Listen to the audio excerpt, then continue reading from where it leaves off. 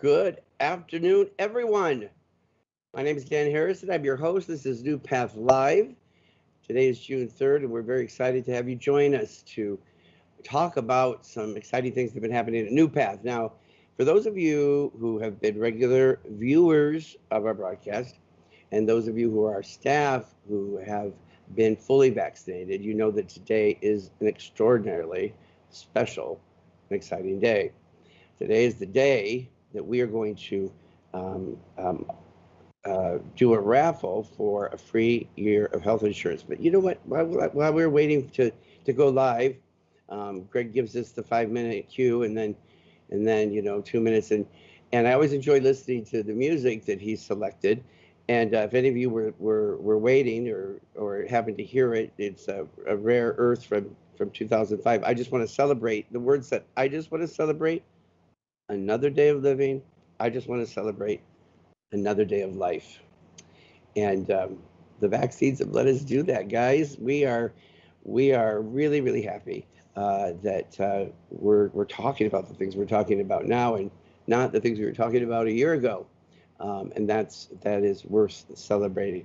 So let's do it. Let's get Brett Reily to join us. This has been just the highlight of Brett's entire professional calendar and career. Hi, Brett. Hi, Dan. It's easier for me to say silly things about you until you come on the screen, and once you do, I find it's a little bit more difficult. But you have been a trusted and faithful companion as far as being there every week for, what has it been, 12 weeks, 13 weeks, something like that? We did. This is the 13th week. 13th week. And when we kind of conceive the idea to do this, it was really to try to encourage staff that maybe were hesitant to get the vaccines. We know that it certainly is, we're just seeing what's happened within our own state as far as restrictions being lifted, and the crazy experience of going into restaurants and grocery stores and anywhere really and not having to have a mask on. It's just been almost jarring, but so exciting too at the same time. And this has been all part of our sort of program to try to encourage people to do what that we know is going to be a healthy and a good way for them for us all to move forward. And when we sort of had the idea, which again I will say we kind of what would you say, borrowed from Seven Hills and something that they were doing, this idea that we were going to auction off, or not auction off, but do a raffle for staff that had been fully vaccinated. And today's the day. We've culminated on this date, somebody that is going to have their health insurance paid for an entire year. Exciting. Are you do you worry about having some sort of post-event like depression? Like, do you want us to come up with a basket? Maybe we should just keep doing raffles for people that are watching. Well, we could do that. I've gotten really, really good at this task. You have. Yeah. And I've got, there's something about that, the familiar squeak of that basket rolling around its precious contents. Should we do just that? Should we roll? Now, everybody who has received a $100 gift card, those 12 or 13 lucky winners, their names are back in the basket. Isn't that right? Yes, So they are. it is possible that, that somebody would be, could it be possible that somebody would be so lucky to have gotten $100 gift card and having their health insurance? I don't know. No, we're about to find out. We're about to find out. Are you? I feel like I want to drag this out. I almost don't want it to be over. It's just been such I'm psyched. This is substantial. We said last week, and we were looking at a family plan can cost you upwards of, I think, out of pocket to the employee over $7,500 a year. Yeah. So it's a significant thing. So, Greg, do we have a drum roll? Whew. Yeah, it is. That's sweet. Oh my goodness! I'm ready to jump on my feet. An extra roll here. Extra roll or two. Okay. Oh. I didn't hear the symbol yet, but I'm assuming we're good. You want me to just start guessing? I'll just go through 450 names. Oh, wow. Marissa Van Ryzen. Marissa Van Ryzen. awesome. Marissa's out of Westford, and actually saw her this week. So congratulations, Marissa. Well deserved. Marissa Van Rice. Marissa's got a very, I'm very fond of her, and I don't get to see her that often. Have we had her on? Did we talk to her once on maybe when we A were while back, I believe we did. Yeah. Remind me. We should get her back on and see how she's doing. Maybe we should check in with her and see what this exciting, unexpected windfall will mean for her. But Marissa, we're so happy that you will have your health insurance paid for a year. Congratulations! Thanks for being vaccinated and for all you're doing. Brett, we're going to be talking to a very special guest, Anna Lebron, in a minute. But I know you've had a lot of dealings with some of the work that we're doing around some of the interesting things we're going to be doing this summer. We talked about it last week, and today we had a business meeting where we kind of laid some of involved our managers and directors. I thought they did a great job, didn't you? Yeah, it was great. It was great. It was the first time, we were able to really come together and safely in just two groups. So we were in Westford and under the tent, and out at New Boston Street here at the tent. And I thought it was a great meeting, and some excellent ideas came up. I know you're going to talk with Anna about some of them, but it's going to be an exciting year. It sure is, as we get back to better. Back to better, baby. All right. Well, thank you for all your diligent support and like I said, just being there every week has brought me great joy. So happy to have you. It's been a pleasure being here. Congratulations, all right. Marissa. Woohoo. All right, Brett. Thank you so much. All right. So you heard me say Anna Lebron is going to be joining us in a moment. Anna has been with us, and I couldn't believe this when I saw it, but has been with us nearly 2 years. Of course, one of those years was for 14 months of that time was during a pandemic, which meant she had to completely shift her whole way of doing business and work from home for a big portion of that. But we are going to ask Anna to come on and to have a little conversation with me about some of the new and exciting things that we're doing here at NuPath. And there she is. Anna, so good to see you. Hi, Dan. How are you? Now, I don't know when did you find out you were going to be our special guest today? Yesterday. You did. Yesterday afternoon. I heard that we were mentioning earlier, your office is just like perfectly designed. It looks like it looks like you should be on CNN or something. You look like a professional reporter. You heard me say that it's going to be July, I think is going to be your 2-year anniversary. Has it just gone by in a flash for you? I mean, it's been a weird 2 years when you think about it. Definitely a roller coaster. But it's been okay. COVID kind of threw a wrench into things, but so far we're looking forward to the new events that we're planning and all this fun stuff. So. And you have been really at the heart of the brain, the brainchild of some of these ideas. Before we get to that, people love you. I'm sure you probably know that. You probably get that everywhere you go. But the feedback, and you and I don't really have a chance to work that closely together. I think we should change that because I know you bring such a special contribution to the organization. What I hear about you is just how professional you are, how your follow through is just outstanding, exceptional. You just, you meet your obligations. You do what you say you're going to do. And I know that Karen Franklin is just, thinks the world of you. And so thank you for being such an amazing employee. And it's such an important role, too. You're stationed in Westford. The Martin Center. It's the Mountain Center. Thank you. Mm-hmm. Yep, the Martin Center. And I know you came to us from Vinfin. Is that right? Were you there originally? Now, this is the part where you can say, "Oh, NuPath is way better." Absolutely. now, never mind the fact that they have 2,500 employees or something, but yes, they have quite a few. Right. So I'm sure your daily routines are a little different here.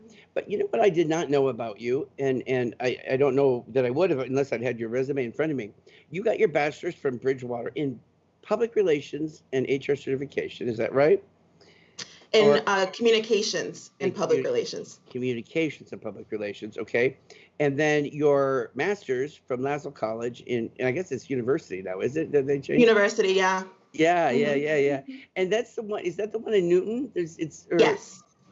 It's a nice little school, isn't it? It is. It's right in the middle of the town and everything. So you're right in the center of everything. Yeah. It's really nice there. Yeah.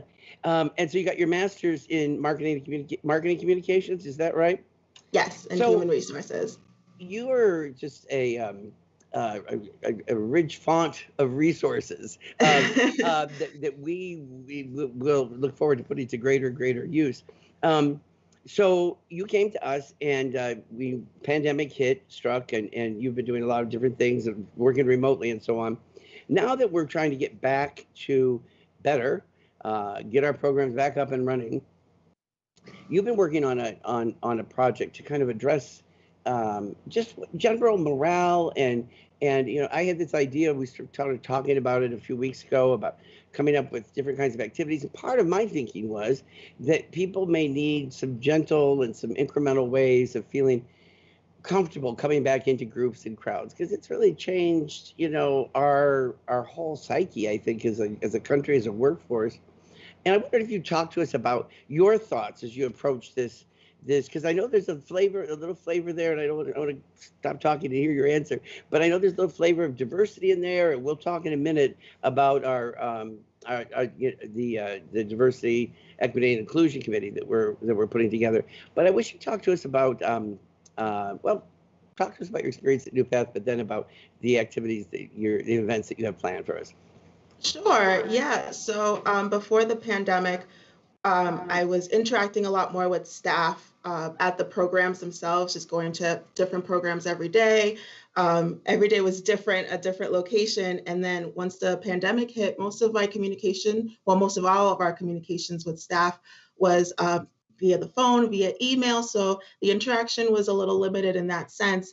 But now that we're looking to get back to better, we are looking for more ways to bring us more together in a sense of being able to interact in person, have more meetings with more exciting things going on as opposed to your typical like pizza or subs for breaks and stuff, but just have something more interesting and exciting to look forward to. And just researching a lot of different places with food trucks. There's a lot of creativity out there, and Google has definitely been my best friend for that. Yeah. And I've noticed you've got quite an interesting sampling of different things coming on to different locations and as far as different, sort of ethnic, types of food or cuisine and all of that. Was that part of your thinking? You wanted to do something different than just, your basic, like you said, subs and pizza? Yeah, something different. So working at Vinfin, I was located in the city, so I got a chance to see a lot of different food venues out there.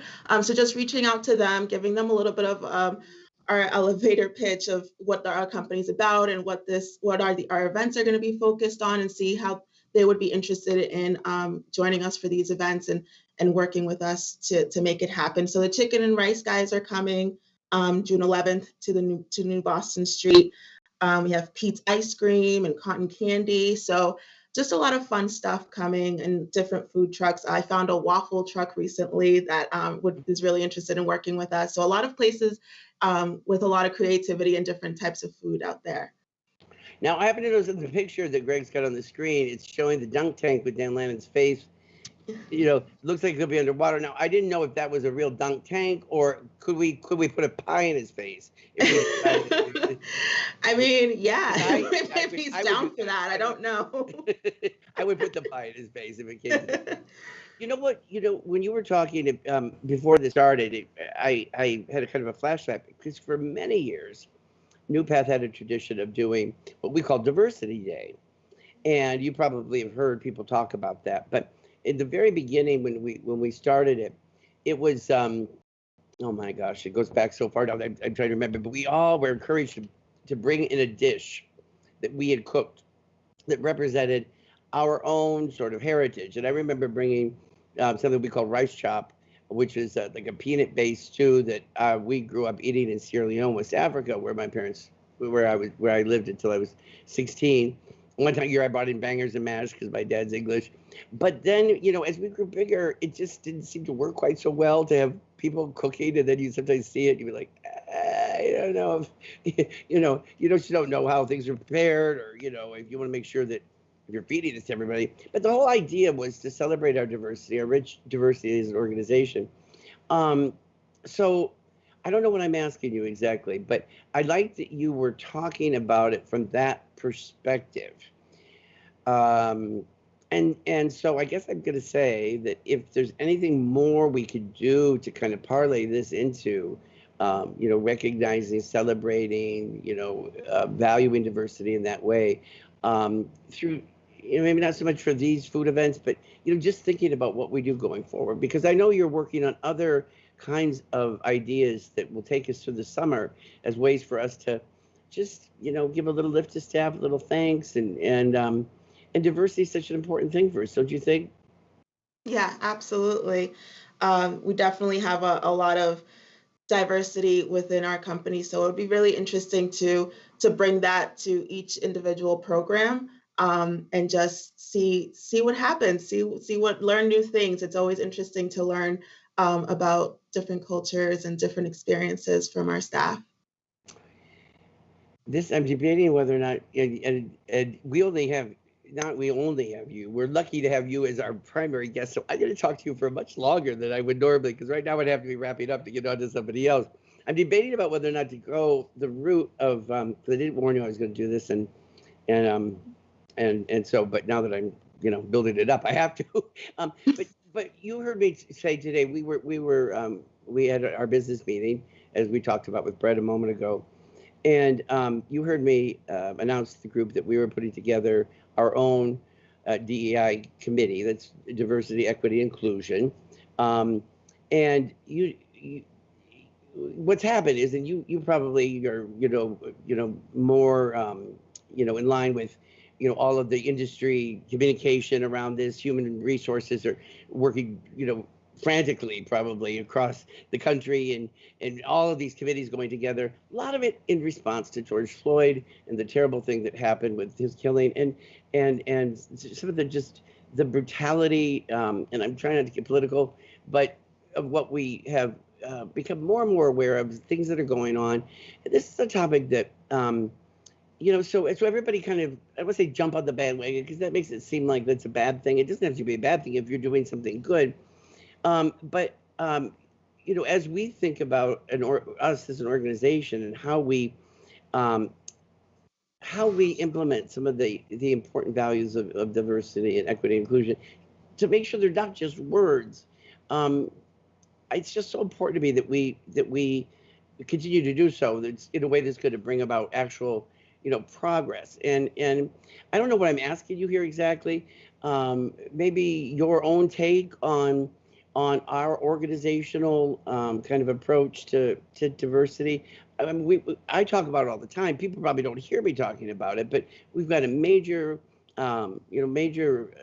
challenges with our board, not having enough diversity on our board, on our within our senior management, too many men, too many white people, and so I don't know if you have any experience in being a part of a committee like this, or you have thoughts about it at all. But my interest is in just finding the brightest, the best minds that could really turn this into something that can bring about some meaningful outcome. That's not a question, really. I don't know. Do you have a comment, or? Yeah, I or think anything about that? during the business meeting today was a really good example of just the creativity among our management team, and just some of the ideas that we were able to put together in a matter of an hour. So just having a full committee that could be devoted to that, I think could do a lot of great things. And this event that we have coming up on the 18th will kind of just launch that a little bit. We have some different food trucks from different venues coming. A lot of there's going to be Mexican food, Asian food. We're going to have some good ambiance music, some steel drums. So we're really just trying to just launch that off as the base point to kind of start our diversity and inclusion platform for And NuPath. coinciding with Juneteenth as well. Right. Right. We should mention that. It's not a coincidence that it's Right. Right. And that's going to be held. Where is that going to be? At the Martin Center. At the Martin Center. How are we getting the invite out to people? Do you are people, if a family member were to come by, could they join in? I mean, we would. Absolutely, yeah. And we are inviting all of our staff. So just because it's at the Martin Center doesn't mean it's just for day staff. Our residential staff are welcome to join us as well. So, so that's a start. That's a start.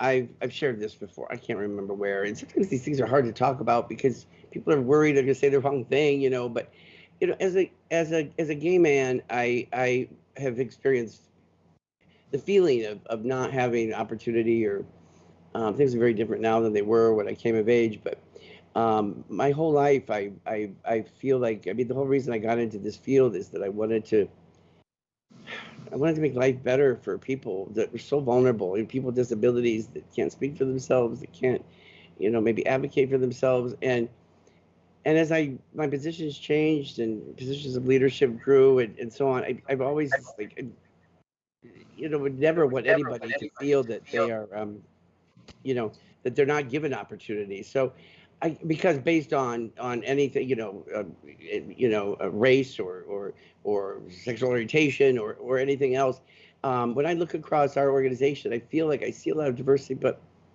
it's something that we need to work harder on, isn't it? It's just like it can't be just one and done, and I'm so worried when I see a lot of the response to the George Floyd and a lot of these committees that have sprung up, that it's going to be something just to name. I really want to make a dent in some of the outstanding areas that we know and we've seen that are lacking diversity. I don't know if I put it out there saying that anybody's interested in being on the committee. Maybe I could use your help to even think about using your channels in HR, to think about staff. I'd love to get some residential people. I feel like residentially we're just not well, represented. So much of the focus is often on the day because the residential people are sometimes working 2 jobs. So everything we do, I hope it's going to be done in a way that there could be full, well, the name says it, inclusion, and providing opportunities for people to be included and stuff. Yeah, I don't know. No, I think that's great. I think that I read recently an article that mentioned how we've come a long way as a society, but we still have a long way to go. So in groups like this and highlighting issues that are still going on are a great way of saying, hey, look, we've made it pretty far, but we still have a long way to go. And there's still some progress that needs to be made. And these committees would definitely help bridge that gap. Well, you said it much more succinctly and much more eloquently than I did. So I appreciate that. I'm going to wrap this up, I promise. I just got to use the rest of my time. When you came to us from VidFin, I'm assuming you were doing similar sorts of things. How do you think your job has, this is risky too, because what are you going to say? Oh, I really don't like my job. I'm not challenged. Assuming that you like working here, how do you see your role different now, being in a much smaller organization, and how do you feel that it suits your professional goals at this time? I'm just curious. Yeah. So when going from a larger organization to a smaller organization, I was worried that I was gonna be bored, but Karen definitely took care of that. No, just kidding. She's been really great. She's a really great mentor, and I think our HR team is awesome. Lisa Fernandez is just always willing to help. Lisa LaRock is also great. I always tell her not all superheroes wear capes because she's always on the ball with that payroll. Yeah. So we're just a really good team, and I think we work really, really well together. So I'm really happy to be here. I think that sometimes when you are in a large organization, chances are you are part of, maybe your HR department's much bigger. people's roles could become much more niche in the sense of, doing the same thing. Like maybe you're only dealing with FMLA and PFMLA, FL, like maybe that's, and that could be boring after a while if that's your only thing. I feel like in a smaller organizations, you have a chance to do many, many things because we need all hands on deck. I mean, if I think about the roles, I've been everything from landscaper to graphic designer to, in my role, maintenance person, probably not a very good one at any of those things, but it can be an exciting time to be part of a smaller organization when you're determined and ambitious and you want to grow with the organization. So hopefully you found that to be true in the case of coming to NuPath. Absolutely. Yeah, it's definitely taken me out of my comfort zone, which is a great way to learn and experience new things. Well, you know what? I've become keenly aware, and then I'll let you go. Last thing. I've become keenly aware ever since we've started to gradually be coming back and more, more things are returning. Like today, we're in person in 2 locations and just how much this past year has diverted us from talking about things that matter, like staff morale and diversity and some of these other things that used to just be, something that we would, we be dealing with just on a regular routine basis. And it just feels like with the pandemic, when you've got 500,000 people dead, from something and no vaccine, you're not as worried. You're not thinking about things like, bringing food trucks to programs. Right. So the nice thing is that it feels like that now that we're starting to get back to a more even keel, that we're going to be able to kind of get back into some of these other kind of conversations. And I'm sure you've got a long future with NuPath, and I'm really happy to have you with us. And glad you're with us and not Finn. Bruce Bird's a pretty cool guy too. But but we're so happy you're here, and thank you for taking the time to talk to us and for all you do to represent us so professionally and so expertly. Thank you, Dan. All right. Well, don't forget to watch on the YouTube channel. After you have all your loved ones gather around and see your Absolutely performance. People will be like, "You should have been doing the interview. Who was that?" Thank you so much, Hon. No problem. Okay. Bye. Take good care. Bye-bye. All right. Yeah, you can see I had lots of questions and things that I was just trying to organize my thoughts and not doing a great job. So we're going to say goodbye, but we will be back next week.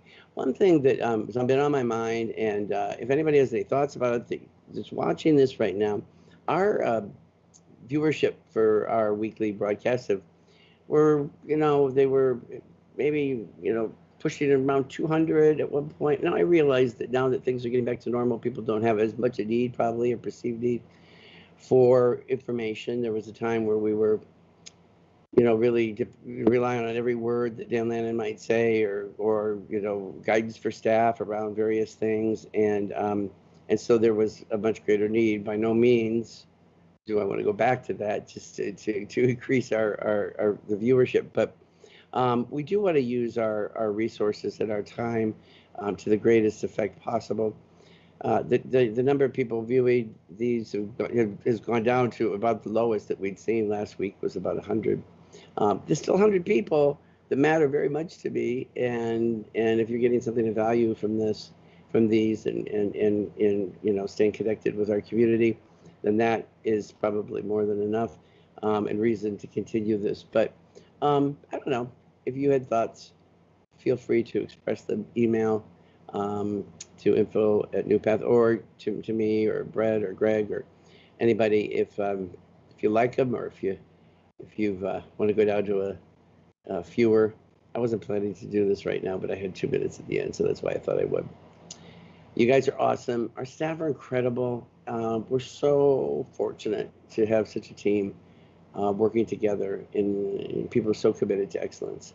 So thank you to all of our staff, and thank you for watching today, and we'll see you next week. We got this, guys. I told you we did. All right. Talk to you next week. Bye-bye.